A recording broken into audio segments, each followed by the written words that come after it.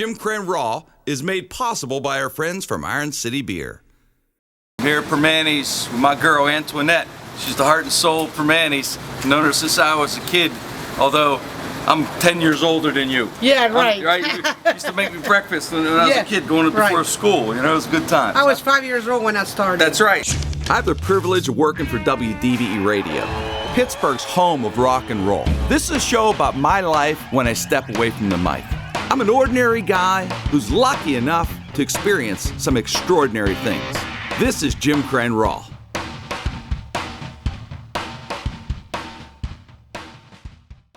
It's an incredible sandwich also, that's the thing. World famous. It's world famous, but there's something unique about it. The Pittsburghers, we crave it. It says something about us, I don't know, it's a rock and roll kind of sandwich. It's just a disorganized, organized, edgy sandwich. The Doors in Pittsburgh, May 1970. They actually say in the liner notes, the Doors ate here at Primanti's. They say that an army moves on its stomach, and on the road the Doors were no different. Every town had a place you had to go after the show. In Pittsburgh, one spot in particular, Primanti Brothers, down in the Strip District, was a must-eat. It stood out. These are the Doors in Pittsburgh. This is where they came. Jim Morrison. You want to talk about being a stoner? Could you imagine Morrison walking in there? You must have the fries and coleslaw. You must. It's amazing sandwiches stuffed with the meat of your choice, cheese, coleslaw, fries, sauces, and sliced tomatoes sandwiched between two thick slices of Italian bread. That was 1970, so Primanti's Jim and the other guys in the Doors were here, slamming a roast beef and cheese or a pastrami and cheese. That is awesome. Only Sean would have that, man. That is beautiful. Totally unexpected. The Doors in Pittsburgh. That is awesome, Sean. That's tremendous, man. I remember coming in here, like it'd be like 3 in the morning, right? 3 in the morning or 3:30, whatever. Packed, wall to wall, wall to wall. And you could always tell who was from Pittsburgh and who wasn't by the way they ordered. Because if you weren't from Pittsburgh, people were like looking like wide-eyed, and they're trying to tell them like, well, and I want the cheese to be this, and could you put the fries on the side? Could you do this?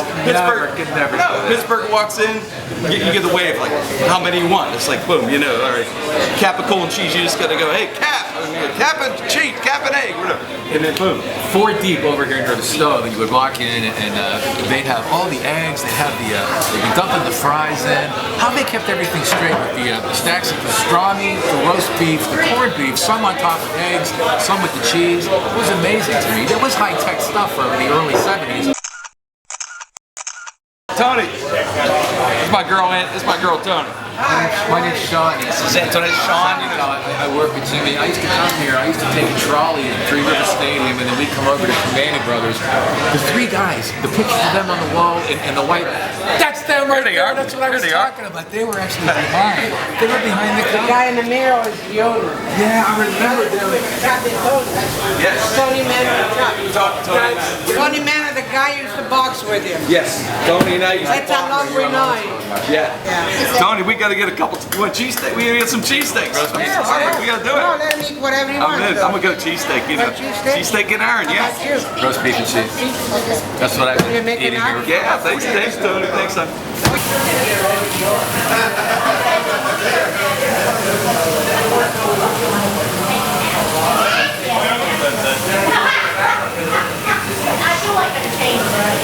You got it?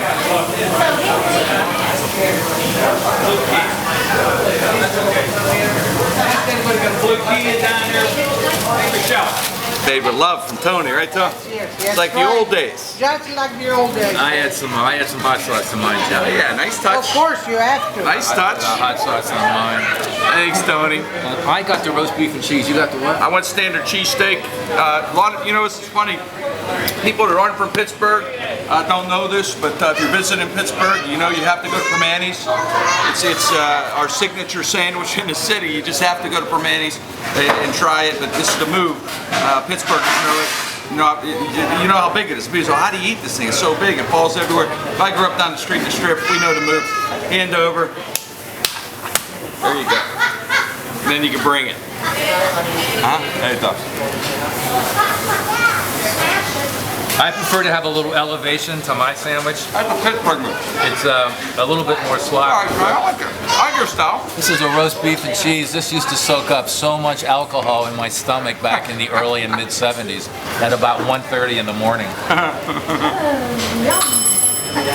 How about now? We mean mid-70s. Oh, man.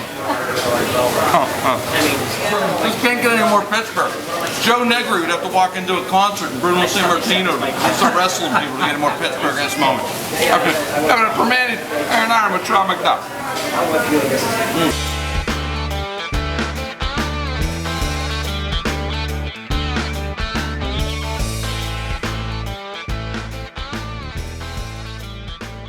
This episode of Jim Krenn Raw was brought to you by Iron City Beer.